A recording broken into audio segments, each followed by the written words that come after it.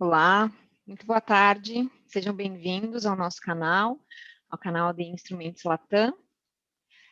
Eu sou Tatiana Mendes, sou gerente de suporte da AD Instruments. Para quem não conhece, a AD Instruments é uma multinacional focada em prover soluções, equipamentos, softwares e hardwares na área de pesquisa científica e também na área de ensino para a saúde.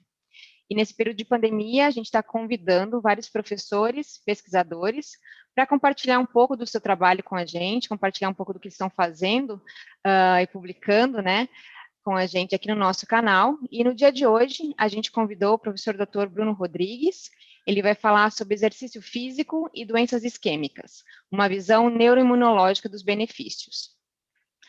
O professor Dr. Bruno, ele é docente do Departamento de Estudos de Atividade Física Adaptada, na Faculdade de Educação Física da Unicamp, e ele possui pós-doutorado em cardiologia, e também é chefe do Laboratório de Investigação Cardiovascular e Exercício na Unicamp.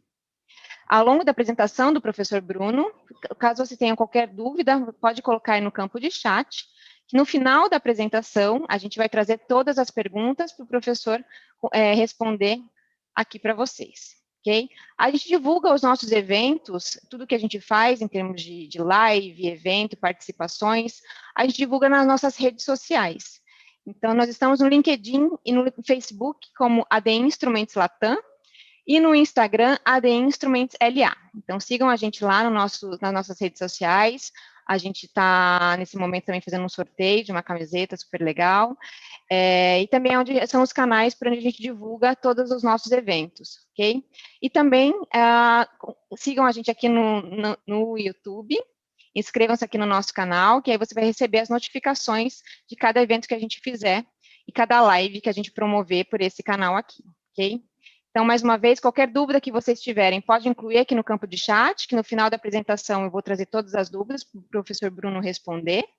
E agradecer principalmente a participação de todos vocês na live de hoje. E eu queria dar boas-vindas e agradecer imensamente ao professor Dr. Bruno em participar da live com a gente e aceitar o nosso convite e compartilhar um pouquinho do seu conhecimento e do seu tempo conosco. Obrigada, professor. Eu que agradeço, Tatiana, muito obrigado pelo convite. É sempre bom a gente estar tentando conectar as pessoas e obviamente, mostrar um pouquinho daquilo que a gente faz dentro da universidade, que a gente tenta levar fora dos muros dela, né? Então, é um prazer e uma honra muito grande estar aqui. Agradeço a todos os participantes que estão aí ouvindo. E é isso, a hora que eu puder começar. Pode começar, professor, fica à vontade. Ok, maravilha. Deixa eu projetar aqui.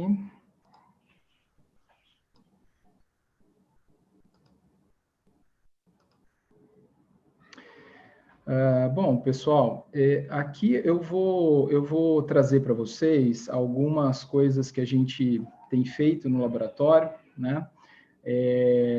Algumas coisas que começaram, né? Algumas questões que começaram lá durante o meu doutorado, né, que foi para o pós-doutorado, que eu passei pela Universidade de São Judas Tadeu, em São Paulo, participando do programa de pós-graduação de lá, e o que a gente vem desenvolvendo hoje aqui na Unicamp, na Faculdade de Educação Física, em parceria com a Faculdade de Ciências Médicas e com o Instituto de Biologia aqui da Unicamp. Então, eu vou tentar, obviamente, uma apresentação científica, mas eu vou tentar ser o mais didático possível, né, para quem não tenha uma ambientação com a questão cardiovascular. E eu vou tentar responder algumas perguntas que a gente foi se fazendo ao longo desse tempo, algumas perguntas de pesquisa e que a gente foi tentando pelo menos modestamente responder tais questões, tá certo? Bom, então a primeira delas, a primeira questão que a gente que a gente se fez, né? Quando eu comecei a olhar um pouco das coisas, por que a gente vai estudar as doenças cardiovasculares, né? Bom, primeiro porque é a doença que mais mata em todo o mundo, né? Mais do que câncer e mais do que todas as outras causas, principalmente nos países de baixa renda, né? E de média renda.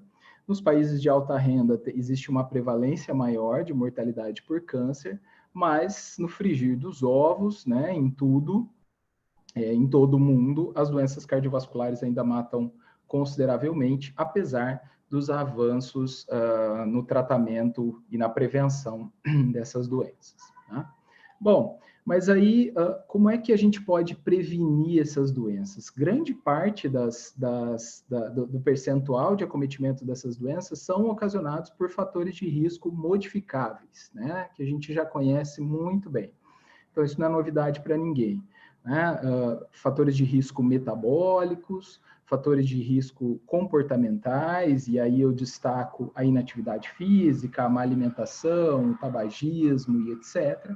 Ou seja, a gente pode prevenir essas doenças mudando hábitos e, principalmente, se tornando mais ativo. Tá? E aí eu mostro nesse gráfico para vocês, né? Eu mostro alguns fatores que mais chamam a atenção, principalmente aqui quando a gente vê a barrinha azul e a barrinha laranjinha, vermelhinha aqui, né? O tabagismo,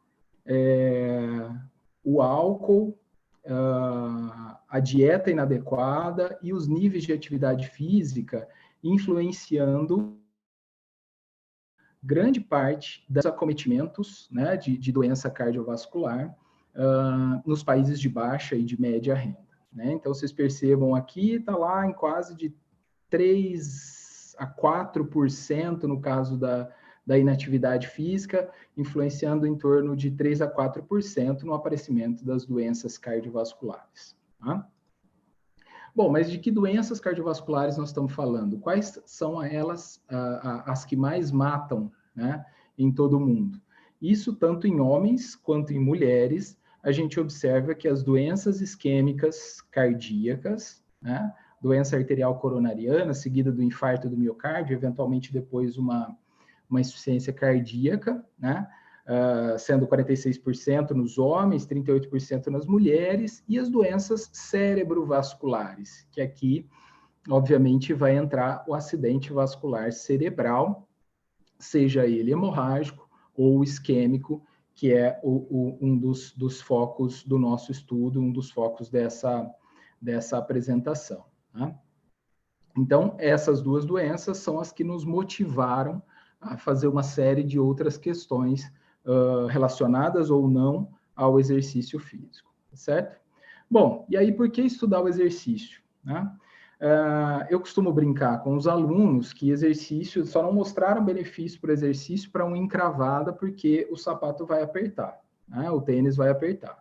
Mas vejam vocês que a quantidade, né, de estudos publicados, uma busca muito simples que eu fiz, né, benefícios do exercício, a quantidade de artigos publicados que aparecem e nos últimos anos como essa curva vem subindo. Né? Então, está todo mundo olhando para o exercício, tentando entender mecanismos de benefícios e tentando trazer essa prática como uma prática terapêutica para inúmeras doenças e, obviamente, para as doenças cardiovasculares isso não vai ser diferente, né?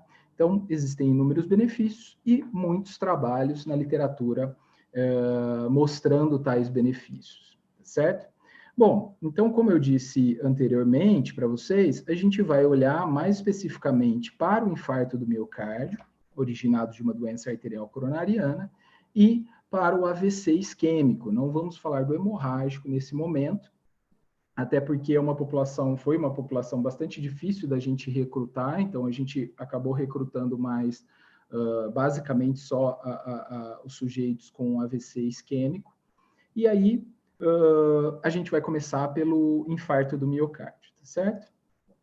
Bom, o que o infarto faz? Muita coisa nesse coração. de uma maneira bem simplista, né, após a isquemia, após a obstrução da artéria coronária no coração, a gente tem um aumento da atividade nervosa simpática para esse coração e para os vasos sanguíneos. Isso é bom no começo, né? Isso é bom porque vai ajudar o sujeito a manter o débito cardíaco, a manter a perfusão tecidual adequada. Existe uma ativação, uma hiperativação do sistema renina-angiotensina, tentando ali manter volume. Só que existe um grande problema, né? Essa hiperativação simpática, ela não cessa como cessa no exercício, né? Essa hiperativação simpática, ela vai permanecer cronicamente, e isso vai fazer com que os ventrículos, né, desses sujeitos que sofreram isquemia façam um remodelamento bastante ruim para esse coração. Uma das questões principais estão associadas aqui à deposição de colágeno, aumento da sinalização profibrótica, ou seja, uma formação de tecido cicatricial ali naquela região, né? Aumento de fatores inflamatórios, hipertrofia, alteração de toda a maquinaria que regula o cálcio intracelular, que faz a contração e o relaxamento adequado desse coração, né?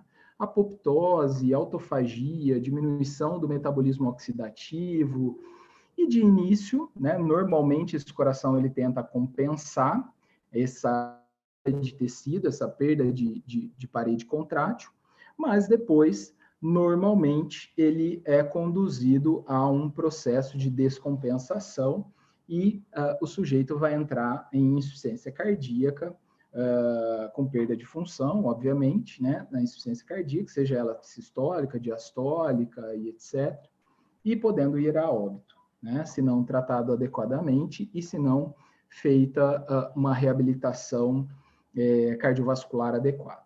Né? Então, de uma maneira bem simplista, né, essas são algumas características que acontecem após um evento isquêmico cardíaco.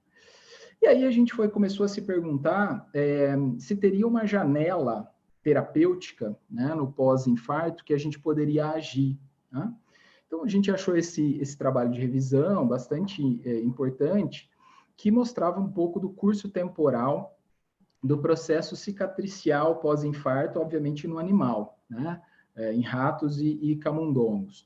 Todo o processo cicatricial, nas 12 a 18 primeiras horas de morte celular, 1 a 2 dias em todo o processo inflamatório sendo gerado ali naquela região isquêmica, né? De 1 a 2 semanas o processo de tentativa de neovascularização, fibroblastos se proliferando, e com mais de 3 semanas a gente já tem ali uma maturação da cicatriz, né, digamos assim, uma perda completa daquela região, daquele determinado tecido que estava isquêmico. Então, olhando para essa questão temporal, né, a gente achou que poderia intervir em 2 janelas, 2 possíveis janelas terapêuticas no pós-infarto. Né? No primeiro momento, a gente olhou para essa janela aqui de 1 a 2 dias após o infarto. E aí a gente foi estudar, obviamente, no animal, porque a gente queria entender um pouco mais profundamente o que estaria acontecendo. Né? Não dava para a gente iniciar um treinamento físico até dava, mas a gente não teria as avaliações iniciais que a gente gostaria e tudo mais, mas a gente fez uma série de outras intervenções, que aqui eu cito alguns exemplos para vocês que a gente fez, né? Um dia após infarto, por exemplo, a gente fez uma injeção sistêmica de células tronco adultas, né? E a gente viu melhora da função cardíaca em ratos hipertensos submetidos ao infarto, né? A gente fez in situ, né? A gente fez ali 5 bolsinhas de células tronco da medula óssea, 5 bolsinhas ao redor da área infartada, também um dia após infarto. Também um dia após infarto, a gente fez terapia gênica, né, com VEGF nesses animais, e aqui eram animais diabéticos e infartados, né, e a gente viu uma série de benefícios, inclusive na mortalidade desses animais. E a estimulação colinérgica com uma droga, que a gente vai voltar a falar nela um pouquinho mais adiante, né? Uma droga chamada brometo de piridostigmina. Essa droga, ela é uma inibidora da acetilcolinesterase, né? Que vai degradar ali a acetilcolina na fenda sináptica, e a acetilcolina, se a gente lembrar, é o neurotransmissor, o principal neurotransmissor vagal para o coração. Né? Então, a gente também, com essa administração de brometo de piridostigmina, a gente viu uma melhora da função autonômica e cardiovascular, né, de função cardiovascular dos animais ali agudamente pós-infarto. Tá? Bom, mas aí a gente foi para uma outra janela terapêutica, né? Uma outra possível janela terapêutica, que seria essa janela de 1 a 2 semanas pós-infarto. E aqui sim, a gente pensou na atuação do exercício, do treinamento físico, para tentar combater todo esse processo de formação de tecido fibrótico, de perda de função cardíaca, de remodelamento cardíaco nos nossos animais. Tá? Bom, porque o treinamento físico, né, já está muito claro que os seus benefícios são de extrema importância, tanto na prevenção quanto no tratamento das doenças cardiovasculares. Aqui alguns benefícios associados à prevenção, né, a função vascular, ela acaba sendo modificada favoravelmente, né, quando sujeitos ou animais são submetidos ao treinamento físico. O balanço autonômico, ou seja, há uma redução do tônus simpático para o coração e um aumento do tônus vagal, do tônus parasimpático para o coração. E quando a gente vai para a doença, né? Quando a gente vai para a doença, a gente consegue uma série de benefícios, por exemplo, uma neovascularização, uma angiogênese aqui, onde a gente tem a artéria obstruída, né, auxiliando ali na irrigação daquela região que está sofrendo com a falta de oxigênio, né?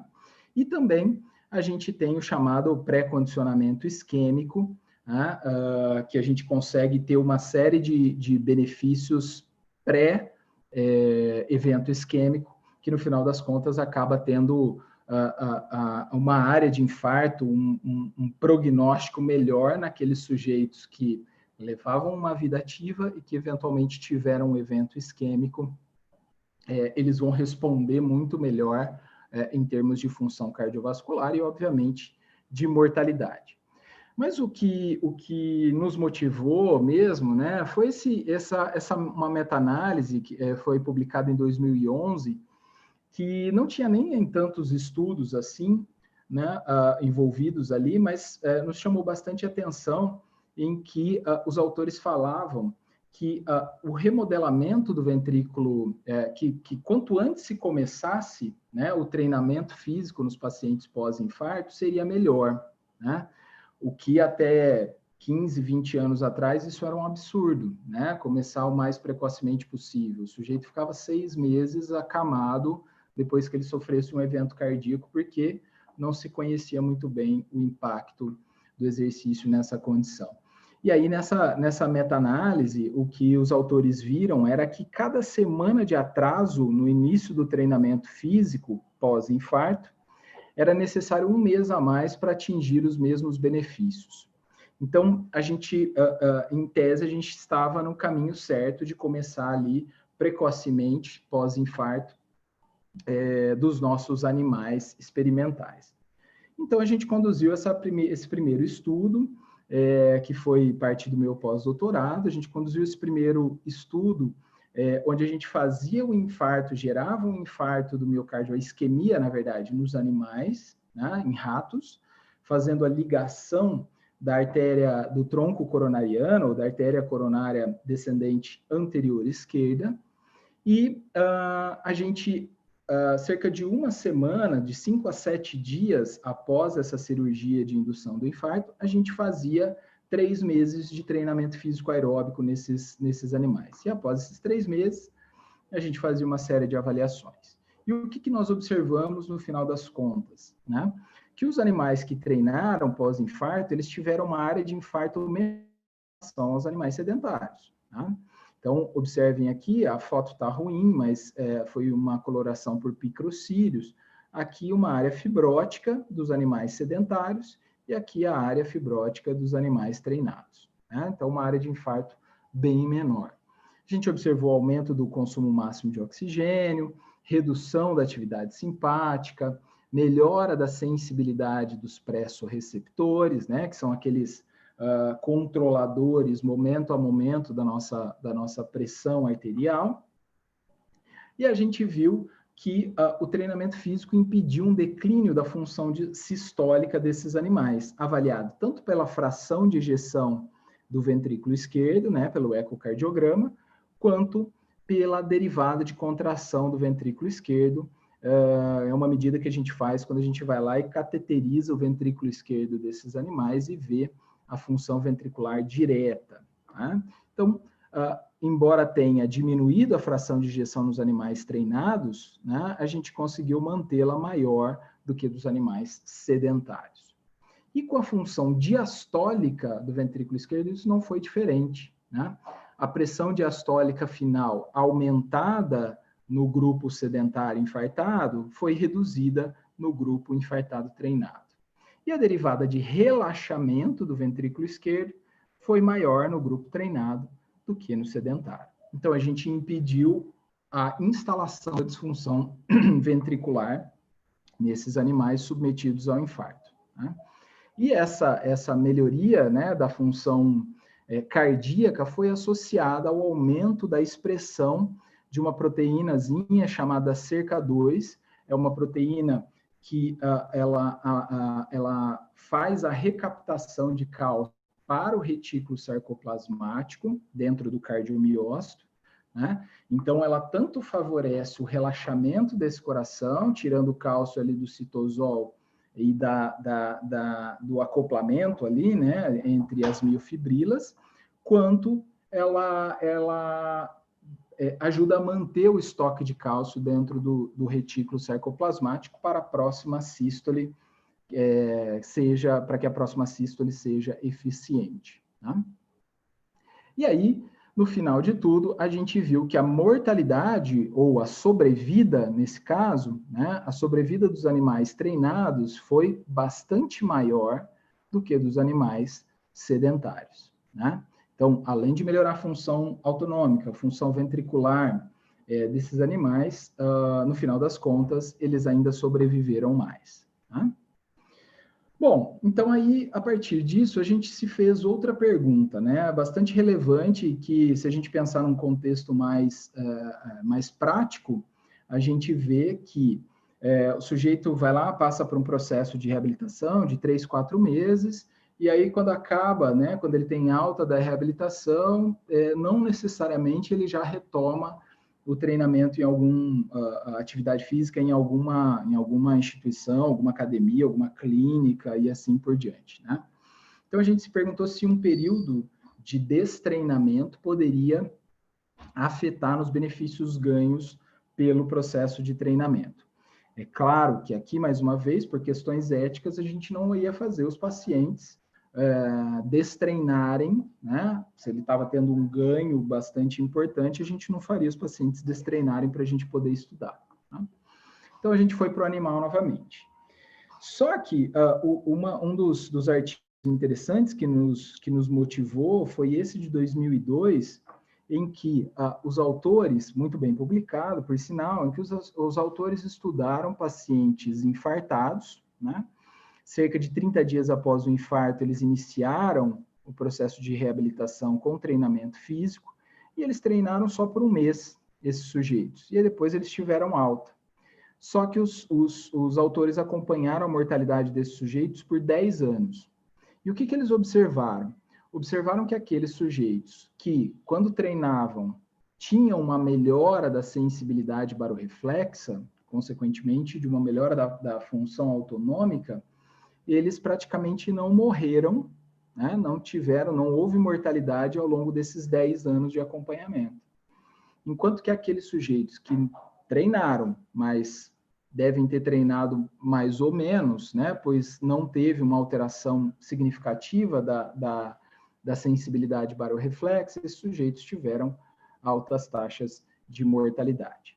E aí a gente foi para o animal, né? Então, a Catarina, mestrado, e aí no mestrado a gente se fez essa pergunta se a gente conseguiria manter os benefícios após o treinamento, de acordo com alguma literatura anterior. E a gente viu que, no final das contas, bom, a gente, de novo, né, a gente fez o infarto nos animais através da ligadura da artéria coronária. Cerca de uma semana depois, a gente começou a treinar esses animais, treinamos por 3 meses e destreinamos por 1 mês. Tá? Desculpa, não foi... foi um mês, se bem me lembro. Foi 1 mês ou 15 dias, tá, pessoal? Não me lembro bem. A gente viu que, obviamente, a capacidade cardiorrespiratória caiu dos animais destreinados, mas continuou maior que a do sedentário. Foi 1 mês, tá? Foi 1 mês mesmo de destreinamento. A área de infarto continuou reduzida nesses animais, então não houve um remodelamento desse coração após o término do treinamento. Né? E o que mais nos espantou foi que a função cardíaca e a modulação autonômica, né, os ganhos que a gente tinha observado na função cardíaca e na modulação autonômica não foram perdidos nesses 30 dias de destreinamento. Né? Então, aqui só uma figura para vocês observarem a sensibilidade barorreflexa, que a gente avalia nos animais. Aqui os animais destreinados, né? Aqui os animais destreinados, e aqui os animais sedentários. Né? E aqui os animais que treinaram e ao final dos 3 meses de treinamento foram eutanasiados. Então, mesmo aqueles que destreinaram por 1 mês, permaneceram com uma sensibilidade barorreflexa bastante importante, né, positiva nesse caso. Então, para essas variáveis, né, que a gente não houve uma perda muito grande dos benefícios gerados pelo treinamento físico ao longo dos 3 meses que a gente fez o protocolo, certo? E aí, no final das contas, a gente foi estudar a mortalidade, foi olhar a mortalidade desses animais, e a mortalidade tanto dos animais que treinaram os 90 dias e foram eutanasiados, quanto aqueles que treinaram os 90 dias, mas permaneceram mais 1 mês de destreinamento, a mortalidade foi bem semelhante e menor do que os animais sedentários, né, infartados. Bom, agora a gente entra numa questão que, obviamente, não está fechada, a gente tem algumas modestas contribuições nesse sentido, essa interação neuroimune do exercício, né? E acho que deu para perceber que a questão neuro aqui que a gente está comentando é muito relacionada ao sistema nervoso autonômico, né? E aí a gente começou a olhar um pouco para essa questão e vocês vão entender um pouco melhor de como surgiu essa ideia, né?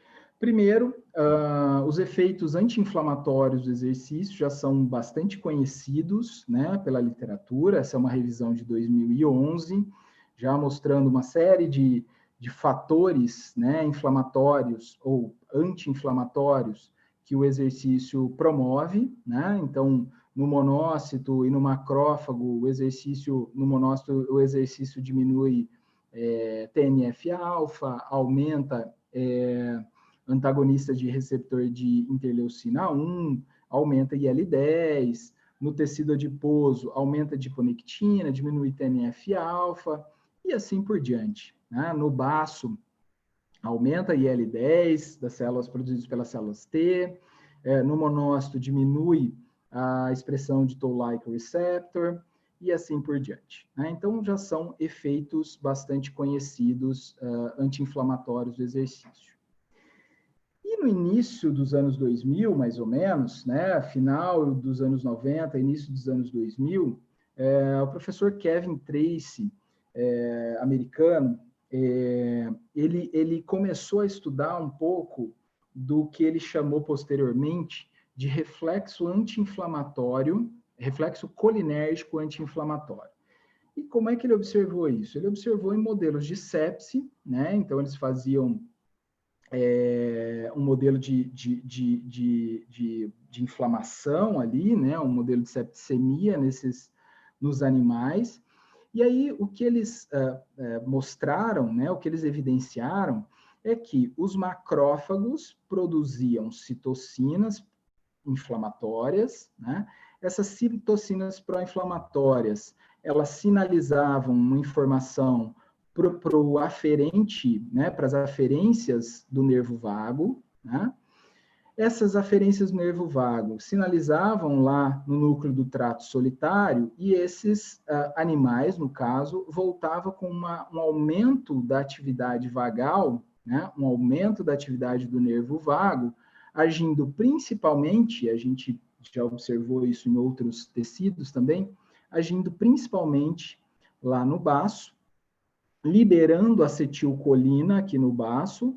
A acetilcolina se liga a esse receptor alfa-7 nicotínico e aqui no núcleo a gente se consegue uma redução da expressão de citocinas pró-inflamatórias, redução de TNF-alfa, aumento de interleucina 10 e assim por diante. Então, era um mecanismo que começou a ser mostrado em modelos de sepse e que nos intrigou bastante, né? Por que nos intrigou?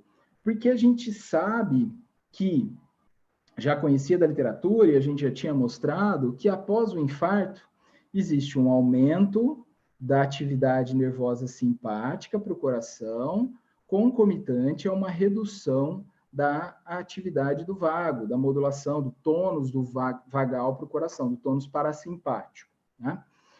E aí a gente começou a pressupor que se esse reflexo poderia existir para o coração, ele estava negligenciado no caso do infarto, porque a produção de citocinas pró-inflamatórias aqui poderia sinalizar por aferências vagais e voltar com o aumento da atividade vagal para o coração, mas obviamente isso aqui, como estava reduzido, talvez não conseguisse reduzir os fatores inflamatórios da região isquêmica. Tá? E mais, a gente pensou no seguinte, a gente tem uma terapia, né, uma abordagem terapêutica que ela, classicamente, a gente conhece aumentar a função vagal, né? Aumentar a função vagal, que é o exercício, principalmente o aeróbico, né? Então, a gente lançou essa possibilidade, né, num artigo de revisão, a gente lançou essa possibilidade de que o treinamento físico, aumentando a modulação vagal, poderia reduzir via receptor alfa-7 e assim por diante, em alguns tecidos do nosso corpo, poderia reduzir a presença de fatores inflamatórios e aumentar a presença de fatores anti-inflamatórios, né? E no final das contas, isso poderia aumentar a sobrevida dos sujeitos pós-infarto do miocárdio. Bom, mas isso era uma hipótese, né? E ainda sinto informar que ainda apesar de algumas associações que a gente tem encontrado e outros autores têm encontrado, ainda são hipóteses, tá certo? Aí a gente foi, então, estudar se havia essa associação do treinamento pós-infarto, se havia essa associação do aumento da atividade vagal, do aumento da modulação vagal para o coração, com a redução da inflamação nos nossos animais infartados. Tá?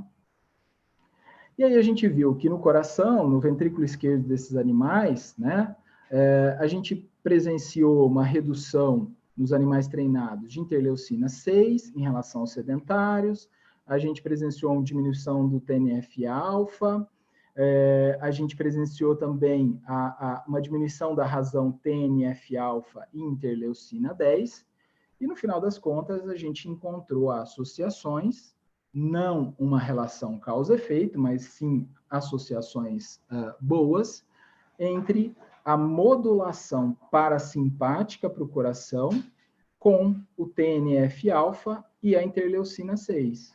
Então, observando aqui, que quanto maior a modulação parasimpática para o coração, menor TNF-alfa, e quanto maior a modulação parasimpática para o coração, menor expressão, menores níveis de interleucina 6.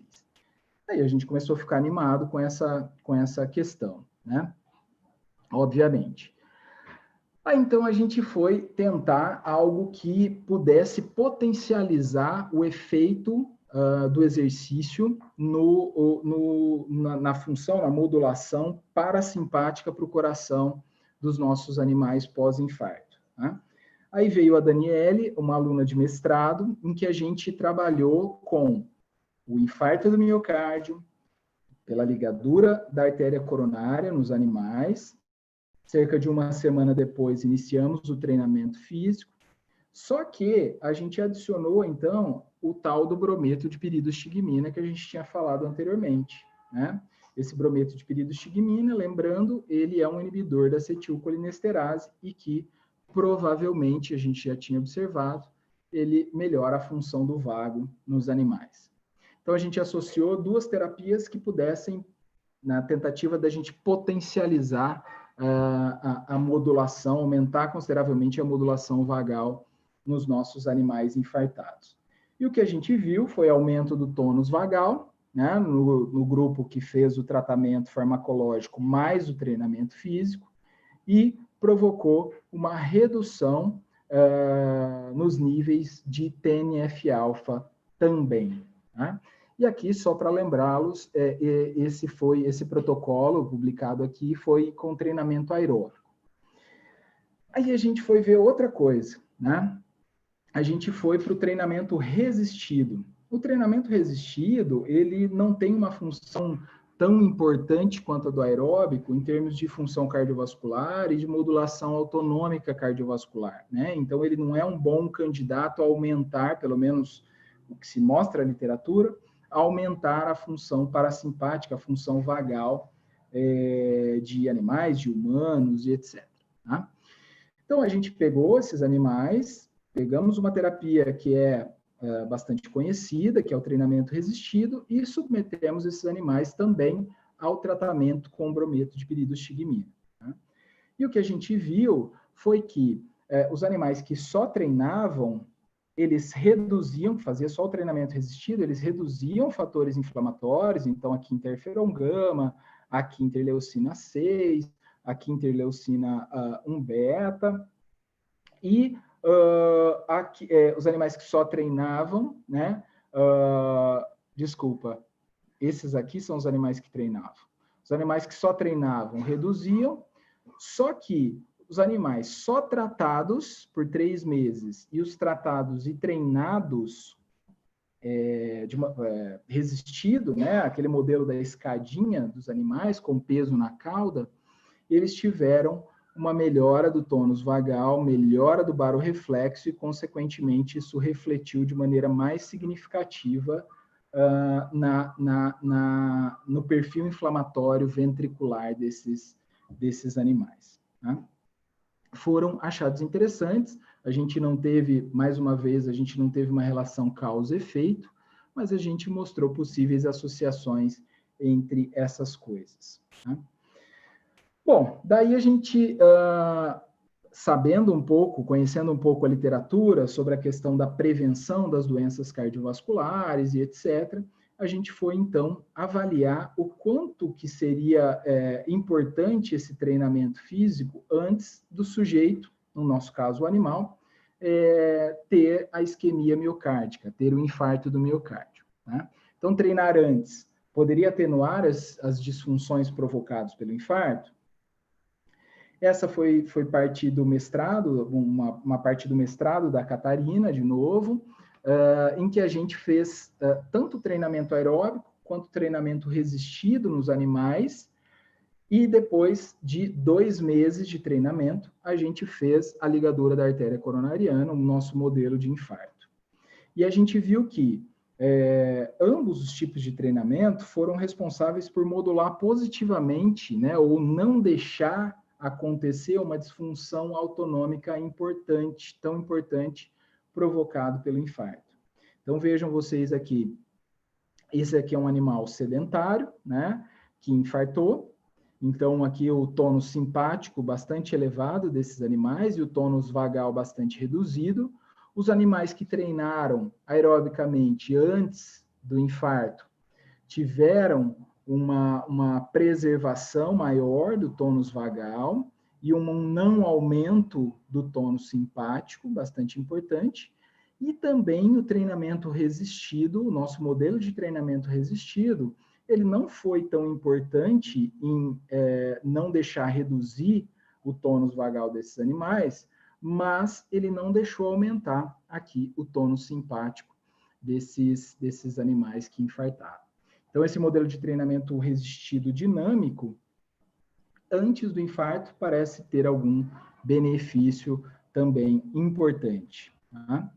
E aí, a gente viu também reduções significativas nos fatores inflamatórios desencadeados pelo infarto, reduções significativas no TNF-alfa, em ambos os grupos treinados, né, tanto no treinamento aeróbico quanto no treinamento resistido, tá? E isso não foi diferente. Então, ambos os tipos de treinamento não deixaram os fatores inflamatórios subirem consideravelmente pós-infarto. E mais recentemente, uma aluna de mestrado aqui do IB, a Olivia, a gente tentou associar essa questão do treinamento antes do infarto com uma condição considerada fator de risco para que isso aconteça. Né? Até então, a gente tinha estudado somente ratos Wistar, né? Ratos que não tinham nenhuma doença associada. Aqui a gente colocou uma condição fisiológica, mas que está intimamente associado ao aparecimento, né, ao surgimento das doenças cardiovasculares, que é a menopausa. Então, aqui a gente fez um modelo de ovarectomia, né? Então, a gente fez a retirada bilateral dos hormônios ovarianos. Cerca de uma semana depois da retirada dos hormônios dos ovários, a gente realizou o treinamento físico nesses animais, né, nessas ratas, por 2 meses, e fizemos o infarto, né, por ligadura da artéria coronária. O que a gente viu? Que aquelas ratas oforectomizadas que treinaram antes do infarto apresentavam novamente uma área de infarto menor, e aqui mostrado por microcílios e por luz polarizada, né? Então, aqui a gente observa os animais treinados, e aqui a gente observa os animais sedentários. A gente fez um estudo do ventrículo esquerdo desses animais, um estudo de metabolômica do ventrículo esquerdo desses animais. E aí, obviamente, eu não vou entrar em todos os metabólitos que a gente encontrou e etc., mas esse gráfico aqui, né, que normalmente ele é realizado para a gente ver onde é que se enquadram os metabólitos mais proeminentes ali nessa avaliação de metabolômica, por ressonância nuclear magnética, a gente viu que os animais sedentários e que não infartaram, eles tinham um perfil metabólico muito parecido com os animais treinados e infartados. Né? Então, não houve uma segregação muito grande desses metabólitos. Isso veio, né, com um monte de dados que essa metodologia nos traz, veio com a demonstração de alguns metabólitos bastante importantes envolvidos na via do óxido nítrico e etc., e que a gente, com o treinamento dessas ratas, a gente conseguiu observar antes, com o treinamento antes do infarto. Tá? A gente também viu que o treinamento antes atenuou a disfunção autonômica oriunda do infarto, né?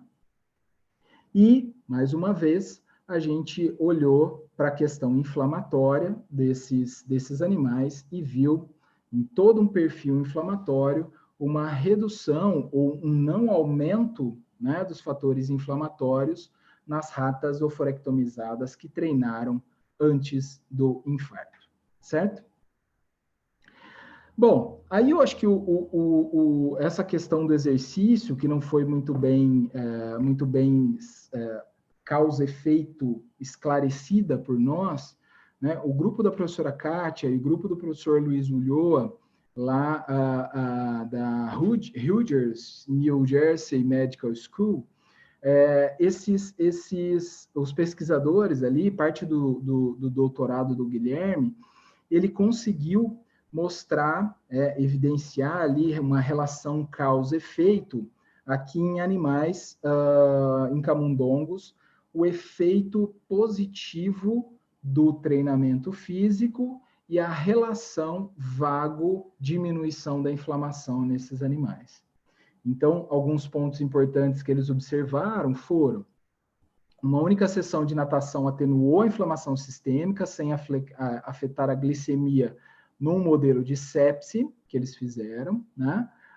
O exercício aeróbico atenuou os níveis séricos de TNF, alfa, e ao inibir a sua produção no baço através do nervo subdiafragmático.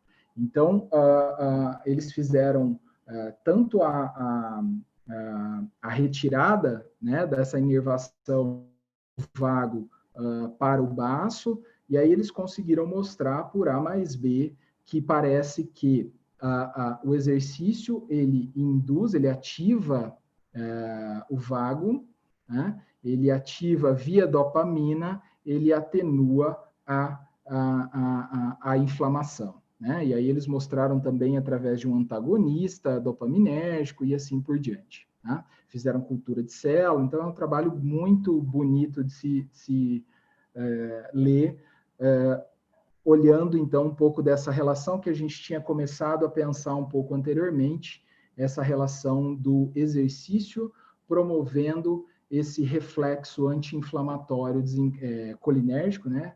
Anti-inflamatório desencadeado pelo vago. Tudo bem? Bom, e aí só para a gente tentar olhar um pouco melhor, né, para essa questão, a Catarina fez, a minha aluna de doutorado, ela fez a estimulação do vago novamente com brometo de piridostigmina antes do infarto, e a gente viu que essa estimulação antes do infarto, com a estimulação do vago com brometo de piridostigmina, não deixou que a fração de ejeção, então a função sistólica desses animais, não caiu muito pós-infarto, o tônus simpático não subiu muito, e o tônus vagal permaneceu praticamente igual ao do controle.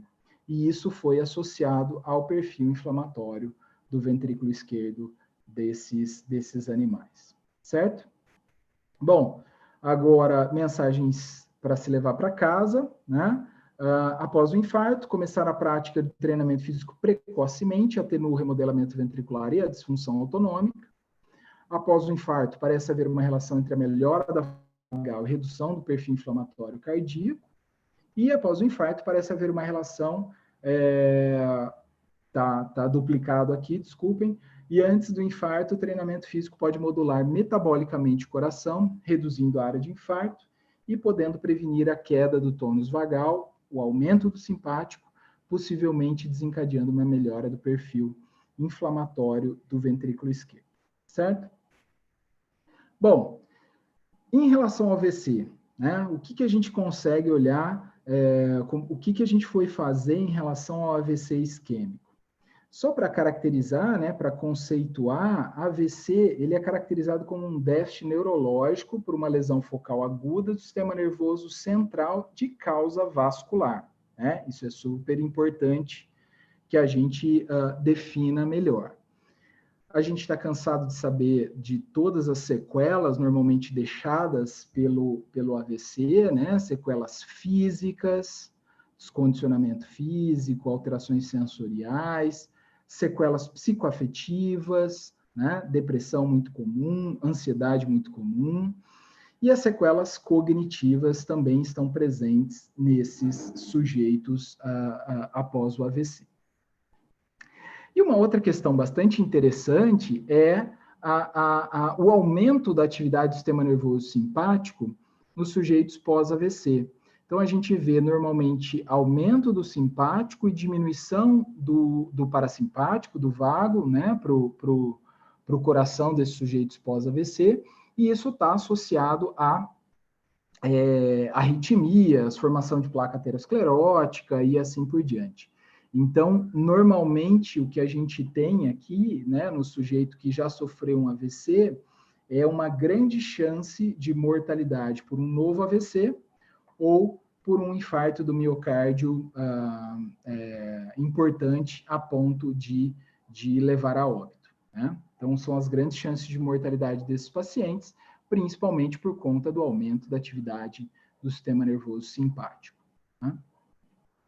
A gente viu, né, essa foi parte do doutorado da Juliana, a gente viu que mesmo cronicamente, aqui os sujeitos tinham mais ou menos 1 ano pós-AVC, a gente observou que a variabilidade da pressão arterial estava aumentada nesses sujeitos pós-AVC isquêmico, e o simpático para a periferia, o simpático para os vasos também estava aumentado, e o baroreflexo, né, a sensibilidade dos pressoreceptores, também reduzida nesses sujeitos. Né?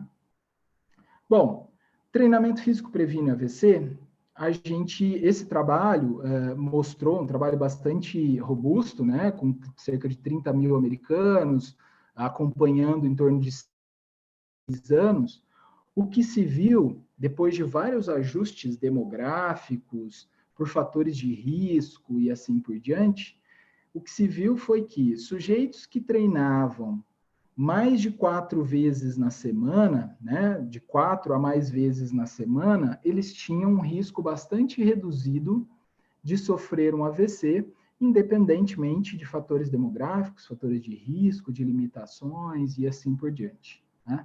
Agora vejam vocês que os sujeitos que treinavam de 1 a 3 vezes ou os que não treinavam durante a semana, eles tiveram um comportamento semelhante de risco para o AVC. Tá? Então, parece que não vale treinar, tem que ter um volume maior de treinamento para prevenir o AVC. Tá?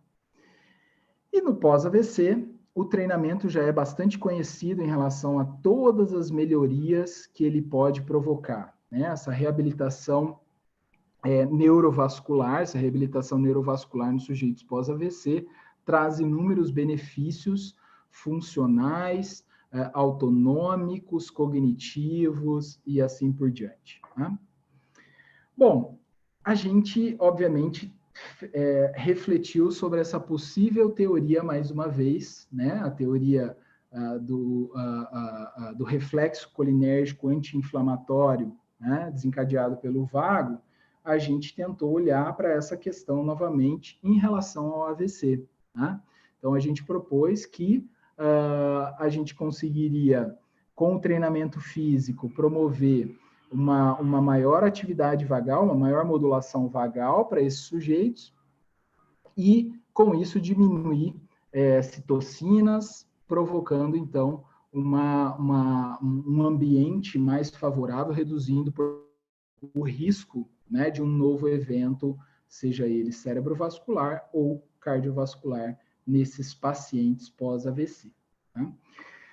A gente fez alguma coisa na tese de doutorado da Juliana com treinamento aeróbico, mas a gente, que está em fase ainda de publicação, a gente viu melhora da função autonômica em sujeitos pós-AVC, aqueles sujeitos ali em torno de 1 ano pós-AVC, que a gente começou a treinar, a gente viu melhora da função autonômica, melhoras funcionais e assim por diante.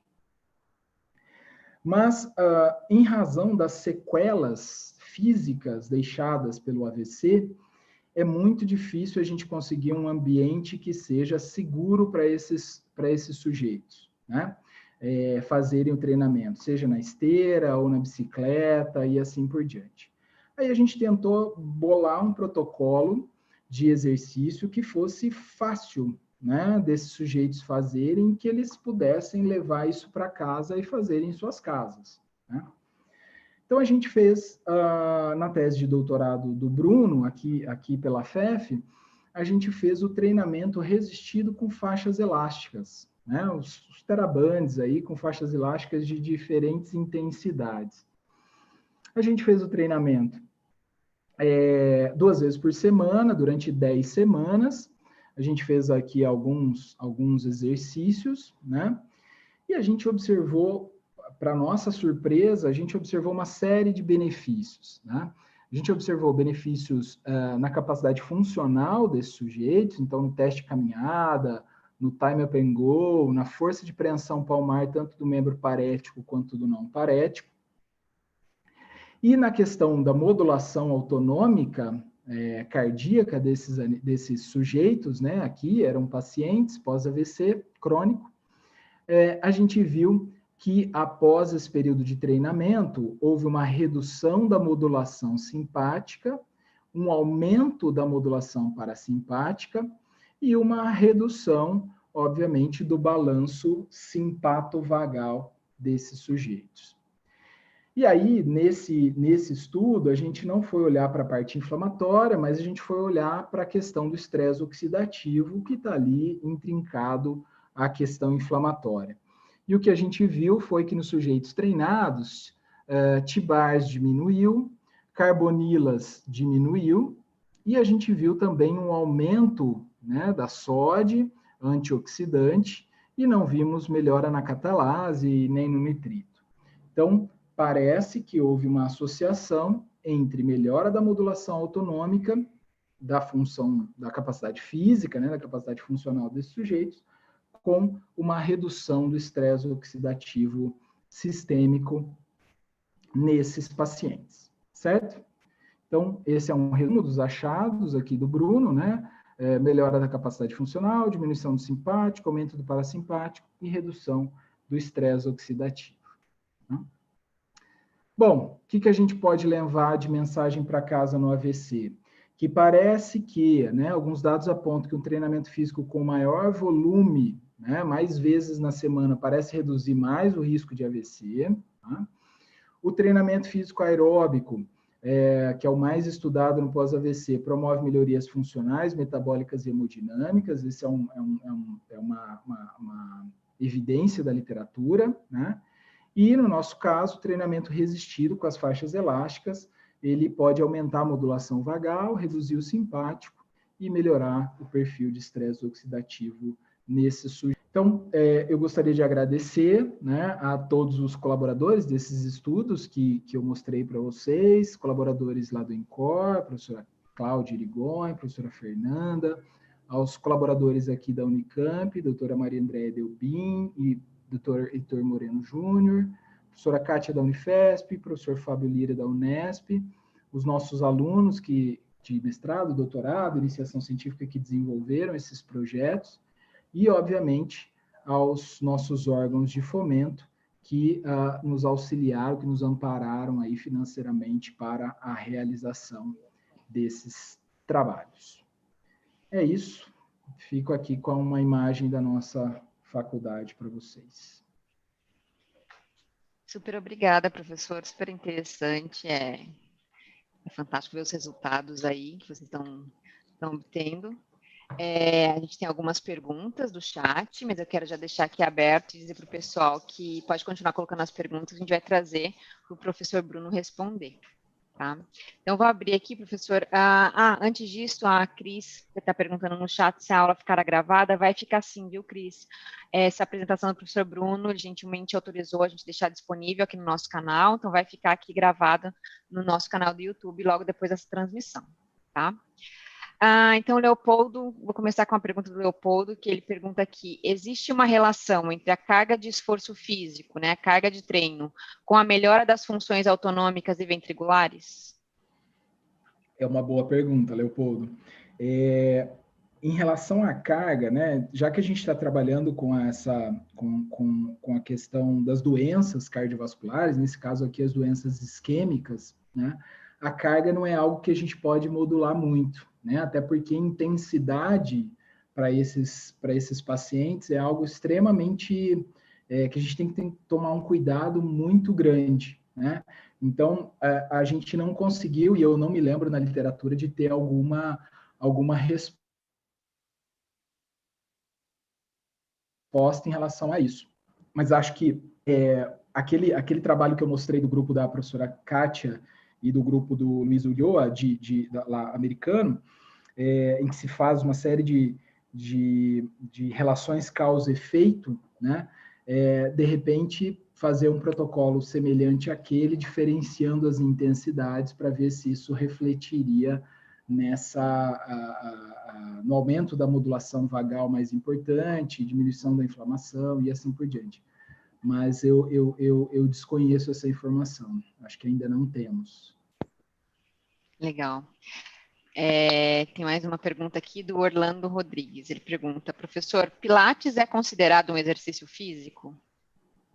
Com certeza, né? O Pilates, ele é um exercício resistido, né? Mas com uma carga dinâmica bastante importante. Então, ele é um exercício de fortalecimento, um exercício de auxílio aí no alongamento. Então, com certeza, é um importante exercício para minimizar aí o envelhecimento cardiovascular, né? Que bom, fico feliz E com a tem sua alguns, resposta. mais ultimamente mais recentemente tem alguns trabalhos fazendo pilates, por exemplo, na hipertensão, e tem o grupo da professora Alessandra Medeiros, da Unifesp, fez um trabalho nesse sentido, e observou redução de pressão dos pacientes hipertensos só com pilates, né? Então, tem se aumentado aí os outros tipos, os outros espectros aí dentro do exercício físico, tem se explorado bastante e tem trazido bons resultados, né? Legal, que bom. A Priscila também trouxe uma pergunta aqui. Professor, pessoas que tiveram Covid ficam mais suscetíveis ao AVC? Boa. Covid a gente não sabe muita coisa, né? A gente não tem muita informação a respeito. Mas se a gente pensar que é um processo inflamatório muito importante que está acontecendo ali em razão da infecção viral, com certeza existe um aumento da possibilidade de incidência de AVC. Agora, como é muito novo, a gente não tem embasamento científico ainda, não tem evidência suficiente para para fazer essa relação mais próxima. Mas se pensar fisiologicamente, fisiopatologicamente, é possível, né? É possível. Entendi, perfeito, professor. Se alguém tiver mais alguma pergunta, colocar no chat, a gente pode trazer aqui para o professor Bruno. Eu queria te agradecer mais de antemão ao professor pela participação, por contribuir, por compartilhar um pouco aí do seu tempo com a gente, uma apresentação super interessante. Muito obrigada, professor. Tem mais uma pergunta que chegou, do Luiz Fernando. Professor, vocês têm estudado essas respostas em modelos com obesidade?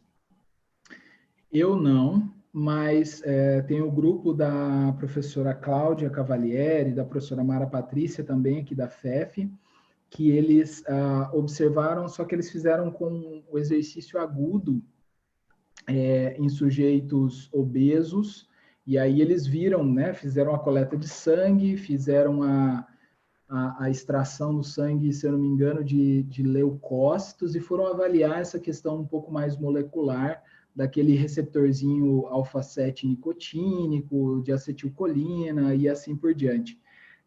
Agudamente parece que não teve essa resposta mais importante. Mas tem uma revisão, eu não li muitos trabalhos sobre isso na obesidade, mas tem uma revisão que cita alguns trabalhos que já fizeram com sujeitos obesos, e aí fizeram biópsias no tecido adiposo, e mostraram que essa relação parece existir também para o tecido adiposo, né? Agora, não se sabe se por aumento, não se tem muita certeza se por aumento da modulação parasimpática ou por redução da atividade simpática que acontece em virtude do treinamento físico nesses sujeitos, né? A diminuição da atividade simpática para a periferia. Perfeito, então. Se não tiver nenhuma pergunta, eu queria agradecer a participação de todos vocês na nossa apresentação de hoje. Falar mais uma vez que essa apresentação vai ficar gravada, vai ficar aqui disponível no canal, logo depois que a gente finalizar aqui a transmissão. Então, muito obrigada por passarem essa tarde, finalzinho de tarde aqui com a gente. Mais uma vez, muito obrigada, professor Bruno, por trazer essas informações e compartilhar seu tempo com todo o pessoal do nosso canal. Muito obrigada. Eu que agradeço o convite, estou sempre à disposição. É um prazer falar daquilo que a gente faz, que a gente gosta, principalmente de fazer, né? Agradeço a todos que despenderam seu tempo aí ouvindo um pouco das coisas que a gente faz. E é isso, estou à disposição. Quem tiver dúvidas e etc., me manda e-mail que a gente vai trocando figurinha. Tá ótimo, muito obrigada. Uma boa tarde a todos. Boa tarde.